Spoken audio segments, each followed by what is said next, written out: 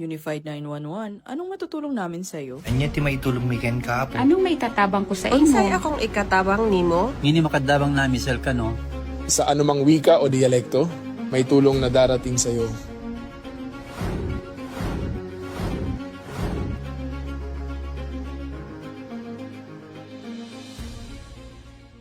Lilingkod sa bawat Pilipino at magbibigay ng tamang impormasyon para sa tahimik at maayos na Pilipinas. Police News Network, alagad ng batas, tagapagtaguyod ng balitang pulis, sandigan ng mamamayan, patnubay ng katotohanan. La Campo Crame, maghahatid ng pinakahuling kaganapan at nagbabagang balita. Ito ang PNN Police News Network. At ngayon, ang inyong mga tagapagbalita. Magandang araw, bagong Pilipinas. Ako ang inyong alagad ng batas, tagataguyod ng Balitang Pulis. Patrolwoman Resali Umalay, maghahatid sa inyo ng tamang balita, kwento ng pulis at serbisyo para sa mamamayan. At ito ang PNP News Online, ang pangunahing balita ng Police News Network, alagad ng batas, tagataguyod ng Balitang Pulis.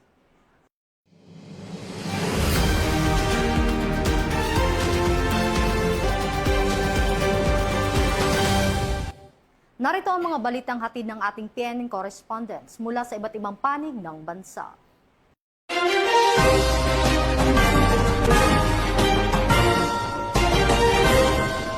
Nagpasalamat sa publiko si PNP Chief Police General Jose Melencio C. Nartatis Jr. matapos makapagtala ng 85.4% na governance rating, bunga ito ng tuloy-tuloy na serbisyo publiko ng PNP sa pamayanan.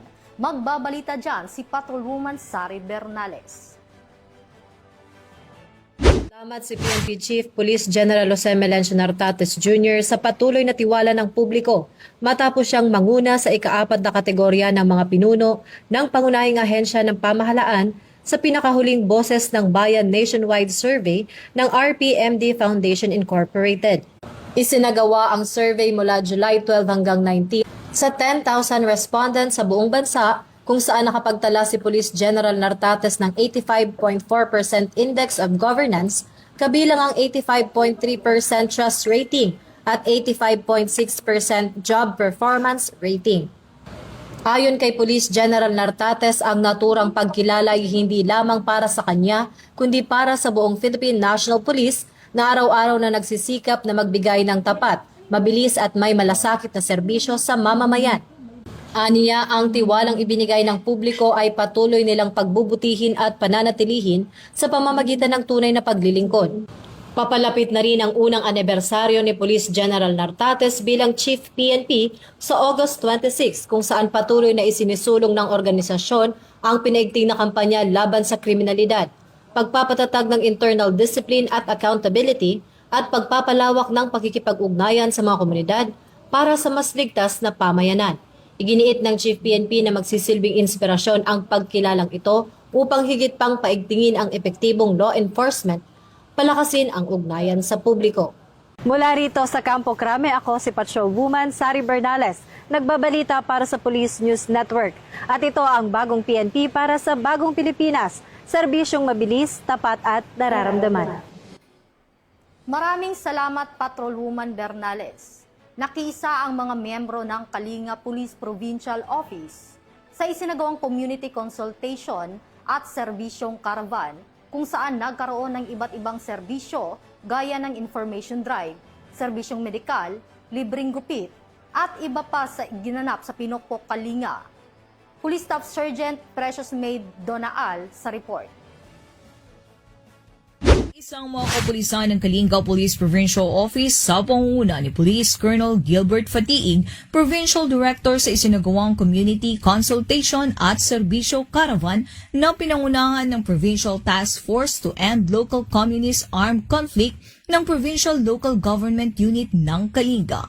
Katuwang ang iba't ibang ahensya ng gobyerno noong ika-23 at ika-24 ng Hulyo ng taong kasalukuyan sa Barangay Asiga at Mapako, Pinokpok, Kalinga. Layunin ng aktibidad na matugunan ang mga pangangailangang pangkaunlaran ng mga barangay at palakasin ang sama-samang pagkilos ng pamahalaan sa pagtugon sa mga ugat ng terorismo.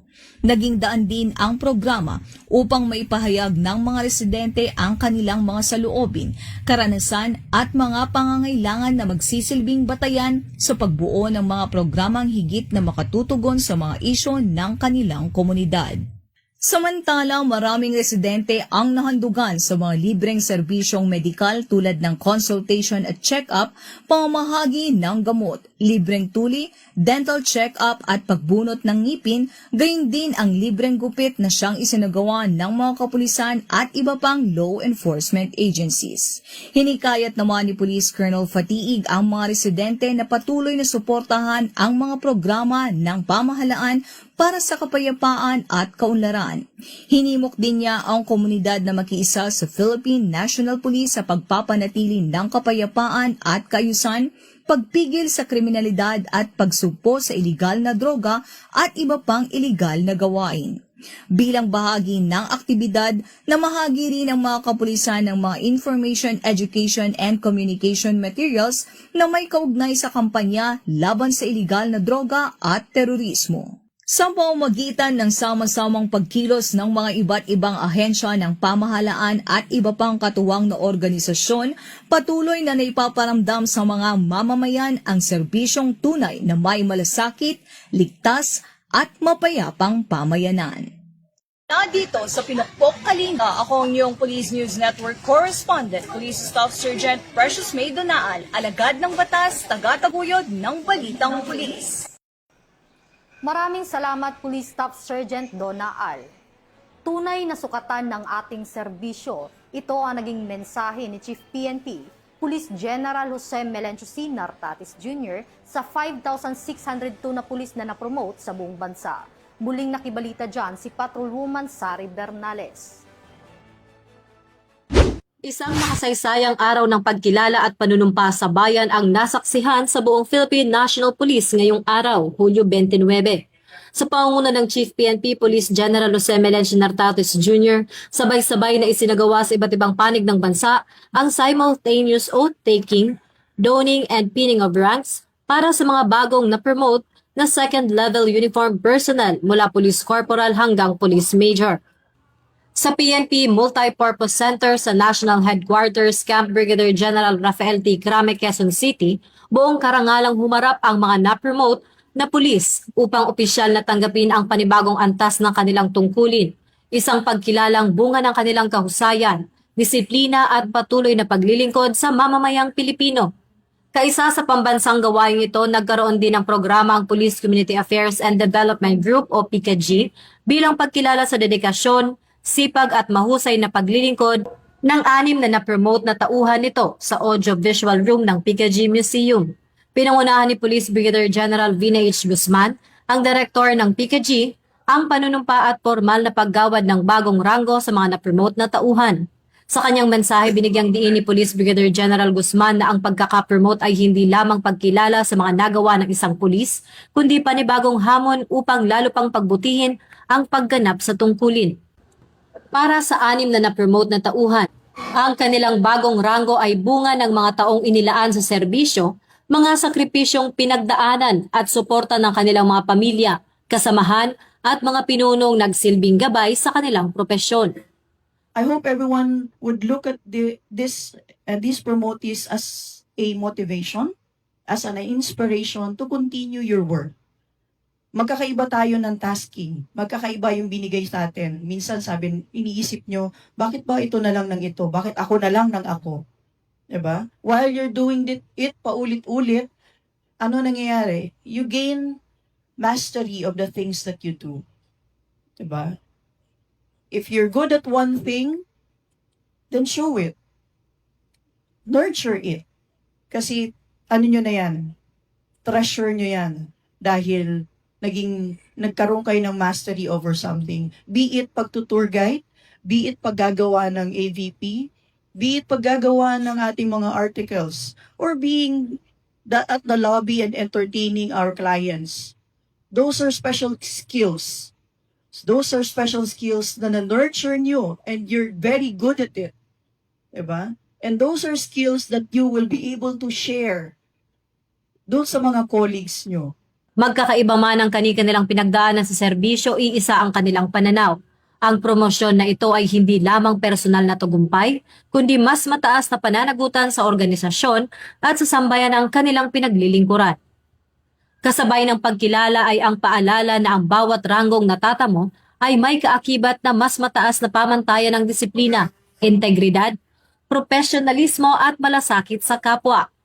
Para sa mga bagong na-promote na tauhan ng PKG, ang araw na ito ay hindi lamang pagtatapos ng kanilang paghihintay sa promosyon. Ito rin ang simula ng panibagong yugto ng paglilingkod, may mas mabigat na tungkulin, mas malaking pananagutan, at mas matatag na pangakong maglingkod ng may sipag, dangal, katarungan, at malasakit para sa sambayan ng Pilipino. Mula rito sa Campo Crame, ako si Patrolwoman Sari Bernales, nagbabalita para sa Police News Network. At ito ang bagong PNP para sa bagong Pilipinas, serbisyong mabilis, tapat at nararamdaman. Maraming salamat Patrolwoman Sari Bernales. Sa patuloy na kampanya ng Police Regional Office 6 sa Loose Firearms, 64 na baril at 15 pampasabog ang na-recover sa loob lamang ng 24 na oras sa operasyon ng Police Regional Office 6. Tinutukan niya ni Patrolwoman Julibel Alvior. Ng kampanya ng Police Regional Office 6 laban sa mga loose firearms sa loob lamang ng 24 na oras mula alas 6 ng umaga ng Hulyo 25 hanggang alas 6 ng umaga ng Hulyo 26 taong kasalukuyan, mahigit 60 baril at 15 eksplosibo ang voluntaryong na-recover sa iba't ibang bahagi ng Western Visayas. Ang Police Regional Office 6 ay nakapagtala ng 64 na baril at 15 eksplosibong recovery sa magkakahiwalay na operasyon sa buong Western Visayas sa loob ng 24 na oras. Batay sa accomplishment report ng Pro-6, nagsagawa mga operating unit ng 73 operasyon na nagresulta sa 58 voluntaryong sinukong baril, 6 na baril na idiniposito sa ilalim ng ADFAR program at 15 voluntaryong sinukong eksplosibo. Ayon kay Acting Regional Director Police Brigadier General Randolph T. Tuanyo, mahalaga ang aktibong pagkikisa ng publiko sa pagsuko at legal na pagdideposito ng mga hindi otorisadong baril upang higit na mapalakas ang kampanya laban sa kriminalidad at mapanatili ang kapayapaan sa rehiyon. Patuloy na manghinikayat ng Pro-6 ang publiko na agad iulat sa pinakamalapit na himpilan ng pulisya o sa 911 ang anumang impormasyon kaugnay ng iligal na pagmamayari, pagdadala o paggamit ng mga baril at eksplosibo bilang bahagi ng layunin nitong isulong responsive, trusted at transformative policing tungo sa mas ligtas at mas mapayapang Western Visayas, kasabay ng pagsulong sa bisyon ng PNP na bagong PNP para sa bagong Pilipinas, serbisyong mabilis, tapat at nararamdaman. Mula dito sa Police Regional Office 6, ako ang Police News Network Correspondent, Patrolwoman Julibel Alvior, alagad ng batas, tagataguyod ng balitang pulis. Maraming salamat Patrolwoman Alvior. Mahigit 700,000 piso na halaga ng hinihinalang shabu ang nakumpiska sa bypass operation ng Bato Municipal Police Station, katuwang ang Regional Drug Enforcement Unit 5 at iba pang unit ng PNP at naaresto ang 45 anyos na lalaki sa Bato, Camarines Sur. Police Staff Sergeant Kim Gerald Corporal, magbabalita dyan. Isang high-value individual ang naaresto ng mga operatiba ng Bato Municipal Police Station sa ikinasang buy-bust operation sa Zone 7, Barangay San Vicente, Bato, Camarines Sur, dakong alas 4:30 ng madaling araw noong Hulyo 26, taong kasalukuyan. Kinilala ang suspect sa alias na Elson, 45 taong gulang at residente ng naturang bayan. Pinangunahan ang operasyon ng Bato Municipal Police Station sa pamumuno ni Police Captain Mark Anthony Oclidera, katuwang ang mga operatiba ng Office of the Deputy Regional Director for Operations, Regional Police Drug Enforcement Unit, Region 5, Provincial Intelligence Unit, Provincial Police Drug Enforcement Unit ng CAMSUR PPO, Philippine Drug Enforcement Group, Special Operations Unit 5, sa koordinasyon ng Philippine Drug Enforcement Agency, Regional Office 5. Naaresto ang suspect matapos umanong magbenta sa isang police pusher buyer ng 15 gramo ng hinihinalang shabu na nagkakahalaga ng 100 200,000 piso kapalit ng 45,000 piso na buy bust money. Sa kabuuan, 115 gramo ng hinihinalang shabu na may tinatayang halagang 782,000 piso ang nakumpiska sa operasyon. Isinagawa ang pagmamarka at inventaryo ng mga ebidensya sa harap ng suspect at mga mandatory witnesses. Matapos ipabatid ang kanyang mga karapatang konstitusyonal, dinala siya sa Batu MPS para sa dokumentasyon at pagsampa ng kasong paglabag sa Republic Act No. 9165. Mula dito sa Camarines Sur Police Provincial Office, ako po si Police Staff Sergeant Gerald A. Corporal, nag-uulat sa Police News Network. Bagong PNP para sa bagong Pilipinas, serbisyong mabilis, tapat at nararamdaman. At yan ang mga balitang nakalap ng ating PNN correspondents mula Luzon, Visayas at Mindanao. At para sa mas malawak at mabilis na ulat ng mga balita, huwag kalimutang mag-like, follow and share sa aming official social media accounts ng Police News Network. Tutok lang sa aming YouTube account para sa mga live stream at replays. At i-follow kami sa X account o Twitter account para sa mga real-time updates at Facebook account ng Police News Network. Manatiling mapagmatsyag at laging alamin ang totoo. Sa ngalan ng pamunuan ng Philippine National Police, sa pangunguna ni Chief PNP, Police General Jose Melencio C. Nartatis Jr. at sa pamumuno ni President Ferdinand Bongbong Marcos Jr., kami ay maglilingkod sa bawat Pilipino at magbibigay ng tama at balanseng balita. Mula rito sa tanggapan ng tagapag-ugnay ng Pambansang Pulisya, kami ang inyong alagad ng batas, tagataguyod ng Balitang Pulis. Ako po si Patrolwoman Resalie Umalay, maghahatid sa inyo ng tamang balita, kwento ng pulis at serbisyo para sa mamamayan. At ito ang PNP News Online. Bagong PNP para sa bagong Pilipinas, serbisyo mabilis, tapat at nararamdaman.